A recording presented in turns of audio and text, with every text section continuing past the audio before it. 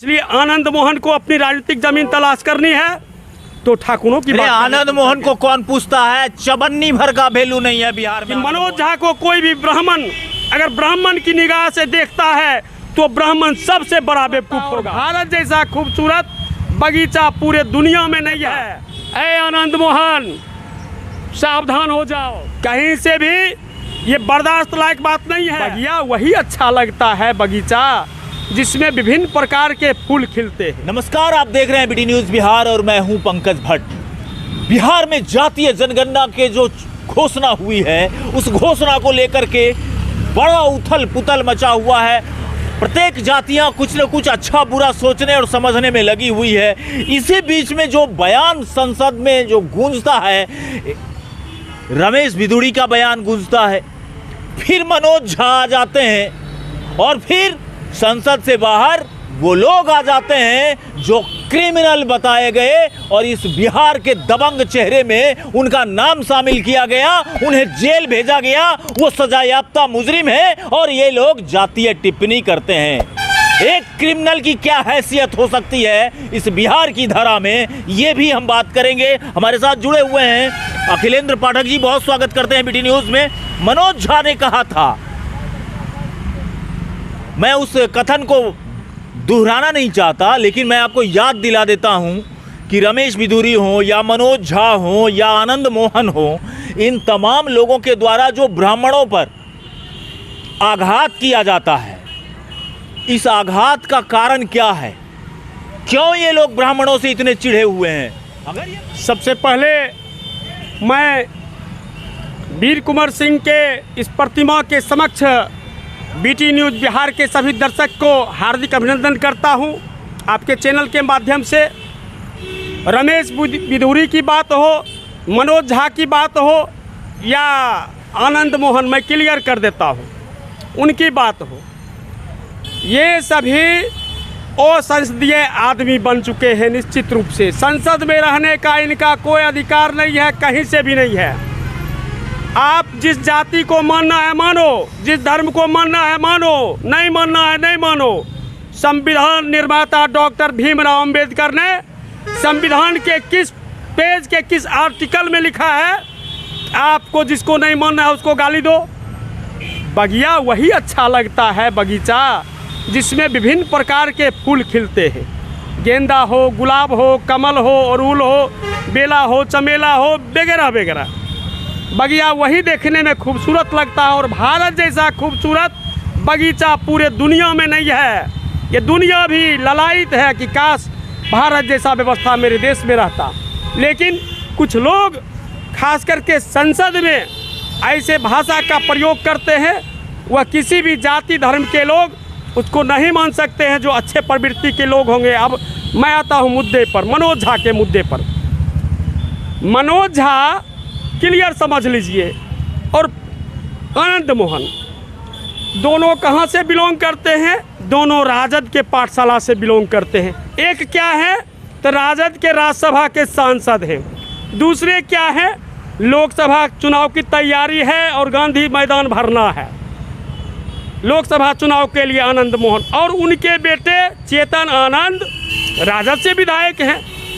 एक को वही लालू जी बुलवाते हैं कि राज्यसभा में मनोज जी आपको ये बोलना है, और 5 दिन तक मैटर शांत रहता है, कोई विपक्ष नहीं मुद्दा उठाता है। देखिए, बड़ा ताज्जुब की बात है और मज़े की बात है, कोई विपक्ष इस मुद्दा को तुल नहीं दिया है, बल्कि उनके ही विधायक चेतन आनंद ने 5 दिन के बाद स्टेटमेंट देता है और उनके पिताश्री कहते हैं कि हम राख में अगर रहते उस राज्यसभा में तो राख से जीव को लपेट कर और खींच कर और आसीन के समक्ष जो अध्यक्ष बैठे रहते हैं, माननीय अध्यक्ष, उनके जीव को, मनोज झा के जीव को उछाल देता।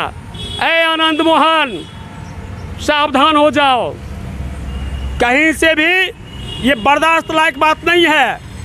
मैं एक ब्राह्मण के नाते नहीं बोल रहा हूँ, मैं एक इंडियन और राष्ट्रवादी के नाते बोल रहा हूँ जो संसद के भीतर में किसी के जीव को खींचने का हिम्मत अंग्रेज को जब नहीं हो सकता 2023 की स्थिति में, तो तुम कौन से अंग्रेज फिर से पैदा ले लिया है भारत में? और मैं दूसरा चीज़ ये भी बोलना चाहता हूँ मनोज झा पर भी कि मनोज झा को कोई भी ब्राह्मण अगर ब्राह्मण की निगाह से देखता है तो ब्राह्मण सबसे बड़ा बेवकूफ़ होगा, क्योंकि मनोज झा ब्राह्मण का हिमायती हो ही नहीं सकता है। मैं दावे के साथ बोलता हूँ, कभी से नहीं हो सकता है, कहीं से नहीं हो सकता है। मनोज झा को भी राज्यसभा में कार्यकाल शेष बचा है, तो उनको भी नए परिभाषा से लालू जी 90 के दशक में देखिए ना, भूरे बाल को साफ करो। अरे क्या भैया आप नारा लगाते हो हमको SC ST पिछड़ा अति पिछड़ा वोट करे, आप भूरे बाल को साफ करो। एक बात बता दीजिए हमको, दोनों भाई लालू प्रसाद नीतीश कुमार, इन दोनों ने 30 साल से भी ज्यादा का वक्त बिहार में शासन किया। आज अगर ये लोग पिछड़े हैं और आज इन्हें जातीय जनगणना कराने की बात क्यों सूझी? क्या कारण था कि इतने सालों से ये पिछड़े बढ़ गए? SC ST, अनुसूचित जाति, अनुसूचित जनजाति, दलित, महादलित आज भी भूमिहीनों की श्रेणी में दर दर की ठोकरें खाते हैं। एक एक रूम में 8-8 आदमी, 4-4 पुरुष, 4-4 महिला एक साथ रहने को विवश है। किसने बनाया इस स्थिति को? नीतीश कुमार जवाब क्यों नहीं देना चाहते पिछड़ी समाज को? नीतीश कुमार जवाब क्यों नहीं देना चाहते SC ST को इस विषय पर, भूमिहीन के विषय पर? क्या समझते हैं कि लोग उनकी राजनीति को नहीं समझता? जवाब तो दे रहे हैं नीतीश कुमार और तेजस्वी यादव जो भी सरकार में है, जवाब तो इतना अच्छा दे रहे हैं कि किसी भी पिछड़ी जाति, अति पिछड़ी जाति, SC ST के लोगों का ध्यान बटा जाए, इसलिए जातीय जनगणना थोप दे और उसको लॉलीपॉप हम दिखावे, ताकि अपने 30 साल 35 साल जो चल रहा है वो कार्यकाल के नाकामी को छुपाया जाए। अगर आज वो सबल होते 30-35 साल, जो सरकार 30-35 साल राज करेगा किसी स्टेट में, वहाँ के गरीबों की तकदीर व तस्वीर नहीं बदली तो आपको कोई हक नहीं बनता है उस गद्दी पर बैठने का। अब तो समझना चाहिए इन लोग को जो अपने आप को दलित। ये समझेंगे कैसे? ये समझेंगे तो इनके मोहल्ला में अंबेडकर की मूर्ति तोड़वा देंगे, ये समझेंगे तो उनके मोहल्ला में शिवलिंग पर प्रहार करवा देंगे कि ताकि विकास के तरफ इनका ध्यान नहीं जाए। बस यही तो है, यही तो मैं कह रहा हूँ कि विकास से ध्यान भटकाना है। शिवलिंग तोड़वा दीजिए, अंबेडकर साहब की मूर्ति तोड़वा दीजिए, किसी महापुरुष के बारे में अनाप शनाप बयान दे दीजिए। उन्हीं के शिक्षा मंत्री तथा कथित चंद्रशेखर जी जो अपने आप को कहे जाते हैं, जिनका नामकरण देखिए ना, दुर्भाग्य की बात है। चंद्रशेखर आज़ाद जो देश की आज़ादी के लिए बेचारे क्या से क्या हो गए, हंसते हंसते गोली अपने आप चुभा लिए सर में, और उनके नाम का इन्होंने अनुसरण किया। और देखिए शिक्षा कैसे ठोस हो, गरीब की बच्चे का क्या ओरिजिनल पढ़ाई होती है कि नहीं, उस पर ध्यान नहीं। ये ध्यान, जैसे इनको लगता है शिक्षा मंत्री कम और धर्म मंत्री इनको राजद ने चुना है, ये धर्म के प्रवचन के लायक इनको उतारा है। शिक्षा नाम का कोई लेवल लगता है कि जातीय जनगणना कराने से नीतीश कुमार, लालू यादव बिहार में सफलतम राजनीति कर पाएंगे? बिल्कुल नहीं। इसका खामियाजा जब गरीबों को भुगतना पड़ेगा, जो जाते थे सक्षम लोगों के पास, जो भैया मुझे ये चीज़ की दरकार है आप दे दीजिए, कभी नहीं अंत्येष्टि। अच्छा मैं पूछता हूँ, इससे भी बड़ा कोई कम होगा? लाश पड़ा हुआ है, कफन के लिए पैसे नहीं है, सरकार किसी मुखिया जी के पास पैसे फंड में भेजता है।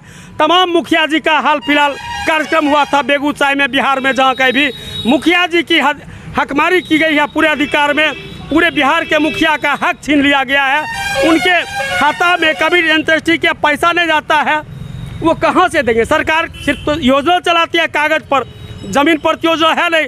वो बेचारे लाश को लेकर पहुँचते थे सक्षम लोगों के पास, भैया मेरा लाश पड़ा हुआ, मुझे मदद कर दो कफन के लिए, दफन के लिए पैसे नहीं है। अब क्या होगा? आप पैसे भेजते नहीं हो, उनका लाश सरेगा क्या? लाश सर्वे करेगा ना, दूसरा कोई उपाय आप रहने दिया नहीं। इसलिए आप समाज को तोड़ने की साजिश कर रहे हैं। इससे समाज बिहार में निश्चित रूप से दुष्परिणाम का शिकार होगा, और यह शिकार ऐसा होगा जो पूरे देश में एक आग लगेगी, और वो आग लगेगी जातीय हिंसा का, जातीय उन्माद का। लोग एक दूसरे को शंका की निगाह से देखेंगे, लोग एक दूसरे को जो सपोर्ट करते थे वह उतना ही विरोध करेंगे, खुलकर करे ना करे लेकिन मन में विरोध जरूर रहेगा। बहुत बहुत धन्यवाद। तो ये थे हमारे साथ अखिलेंद्र पाठक, जिन्होंने अपनी बात रखी है। क्या कुछ और कहना चाहते हैं? एक सेकेंड मैं और कहना चाहूँगा। मनोज झा पर चूंकि बात आई थी, मैं पूरा क्लियर नहीं कर सका। मनोज झा जी को संसद में, राज्यसभा में महिला आरक्षण बिल पर जो बात हो रही थी, तो महिला आरक्षण के मुद्दे पर आप गला फाड़ फाड़ कर जो बोलना था, आप मोदी सरकार के विरोध में बोलते, कोई डाउट नहीं है, कहीं कोई शंका नहीं, आप ऐसा करते। लेकिन हसुआ के विवाह में खुरपी का गीत, वहाँ आप कविता पाठ करने लगे, जैसे कोई काव्य गोष्ठी चल रहा था क्या, कविता की बात चल रही थी।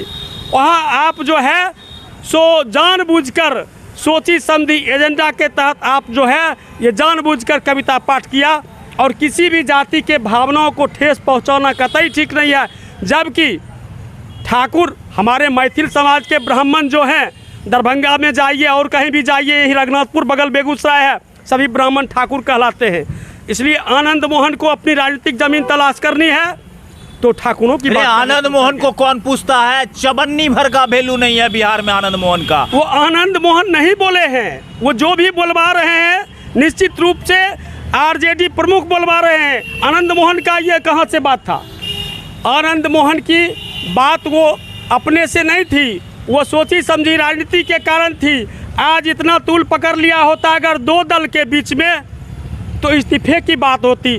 कभी भी चेतन आनंद राज्यसभा सांसद मनोज झा के इस्तीफे की बात कर रहे हैं, कभी भी मनोज झा चेतन आनंद के विधायकी का इस्तीफे की बात कर रहे हैं? कोई नहीं कर रहे हैं। ये बिहार के पब्लिक को उल्लू बनाने की साजिश चल रही है, एकदम सोची समझी राजनीति के तहत। इसलिए पूरा ब्राह्मण और पूरा राजपूत से मैं दिल से ऐलान करता हूँ, विनय करता हूँ, अनुनय करता हूँ, आप सभी ब्राह्मण राजपूत जो भी हैं, एक दूसरे के इतिहास गवाह है, आप साक्षी है इतिहास की, आप एक दूसरे के पूरक रहे। आपको लड़ाने के लिए ये नई साजिश, नई षड्यंत्र रची जा रही है। आप नहीं मनोज झा के बात में कोई ब्राह्मण आवे और नहीं आनंद मोहन के बात में कोई राजपूत आवे, क्योंकि इसको तोड़ने के लिए लालू जी के पास अब कोई चारा नहीं है। पहले से जातीय रिपोर्ट था, किस जाति का कितना है नहीं है, वो देख रहे थे और सोच लिए इससे पहले का, एक सप्ताह पहले स्टेटमेंटबाजी हम कर देते हैं। बीच जानबूझ करके माहौल को गर्म रखना चाहते हैं। कुल मिलाकर के यही कहानी है। और बिहार में जातीय जनगणना के बाद अब जातीय हिंसा फैलने का डर सता रहा है लोगों में। एक तरफ ब्राह्मण समाज, भूमिहार समाज, ठाकुर समाज, तमाम समाज के लोग जहां दुखी हैं, और दुखी इस बात के लिए नहीं है कि जातीय जनगणना हुई, दुख इस बात का है कि जिस जाति का जिक्र होना चाहिए, जिस जाति को ये राजनीतिक दल के लोगों ने बनाया, जिस जाति की चर्चा की, चाहे वो अनुसूचित जाति हो, जनजाति हो, पिछड़ा हो, अति पिछड़ा हो, दलित हो, महादलित हो, उसकी संख्या का सार्वजनिक रूप से घोषणा किया जाना था। ये वर्ण व्यवस्था जो सभ्यता और संस्कृति और सामाजिकता को समेटे हुए, दादा चचा भैया काका नाना नानी में समेटे हुए समाज को आज वो दंश झेलना पड़ेगा, जिस दंश को झेलने के से बचने के लिए 30 साल इन दोनों को अपना व्यवस्था दे दिया कि 30 साल दिया तुमको, 30 साल में तुम हमारी व्यवस्था ठीक नहीं कर सके। तमाम चीज को समझना होगा दोस्तों।